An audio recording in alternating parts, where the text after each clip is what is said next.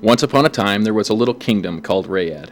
The tiny people who inhabited this kingdom were called Ryadites. They lived happily, sharing and caring about each other.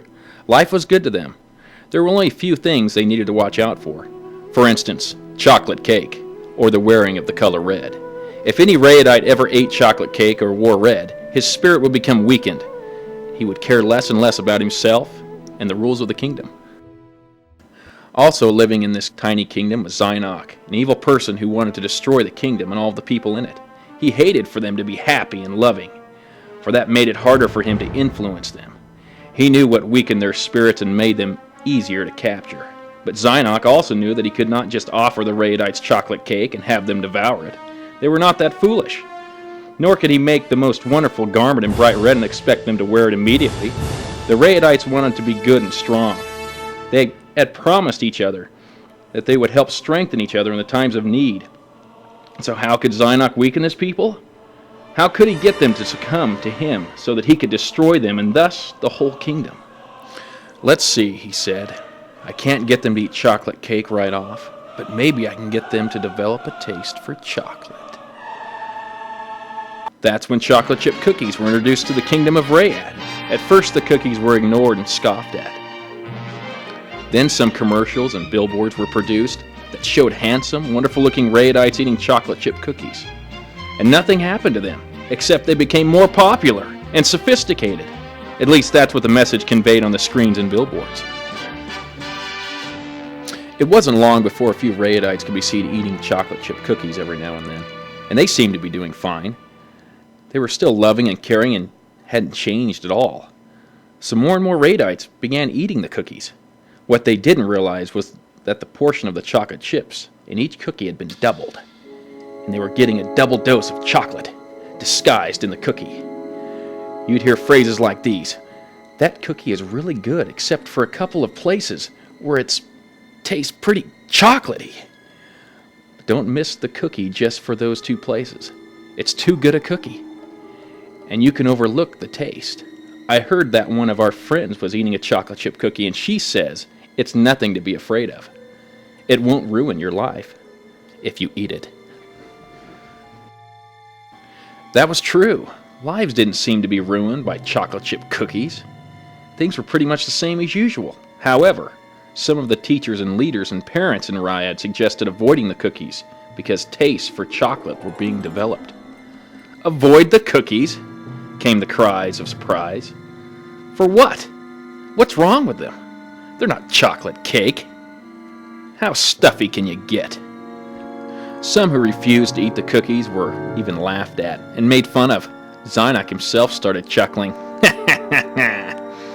He had no idea his plan would work so well. And Zynok was patient. He didn't care how long it took to destroy Ryad, just so it was destroyed. Chocolate chip cookies seemed to be moving pretty well. Zynok didn't worry about the words of caution and counsel from the leaders, because his commercials and billboards were so exciting and enticing. He had to make them that way, or the truth of the leaders would have swayed the Ryadites from the cookies. Now it came time to introduce a new product of destruction. No, not chocolate cake. Not quite yet. Rather, Zynok began advertising spice cake, white cake, yellow cake, and carrot cake. Any kind of cake but chocolate. But all with chocolate frosting. Rich chocolate frosting. More commercials, more billboards, a few songs to hum and sing all day about how wonderful chocolate cake would be. Although they're not eating it yet. Get them thinking about it before they'll actually succumb.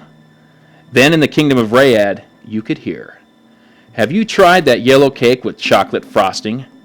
Well, no. Is it good? Oh yes, granted. It is chocolatey. But it's not chocolate cake.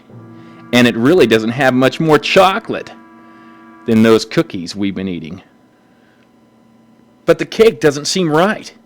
I mean, cookies are one thing, but cake? Oh, come on. The important thing is the chocolate. And this is no more than you've already been eating. Everybody's eating it. You can't pass it up and be the only one left out. Zynok began thinking again. One thing that strengthens those Ryadites is when they're together, talking to each other. What can I do about that? Then he reasoned.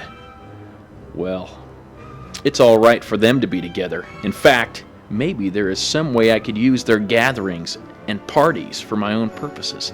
Aha! I've got it. So parties in Ryad began changing. Everyone who was anyone had the new kind of parties. Have you been to a party over at the Ryad Friends place yet? No, I haven't.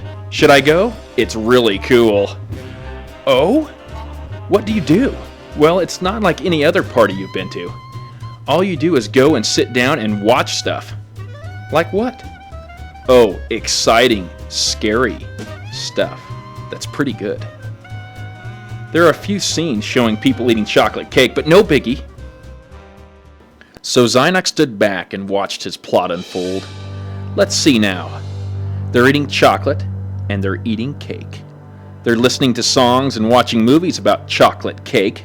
They're becoming weaker and weaker, although they're not even aware of it yet because they haven't actually eaten chocolate cake. They talk about it, make jokes about it, but they haven't eaten it yet. They're falling into my trap. They think their leaders and parents are square and stuffy. It's very helpful when their friends tell them what I want them to hear. Friends are my greatest asset. Hey, says a friend Ryadite, have you seen the latest movie? No, comes the response.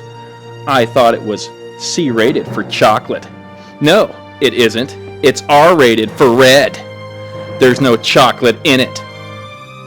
And so Zynock continues his plotting, this time a gorgeous garment, but not in red. Yet, it's a luscious pink color.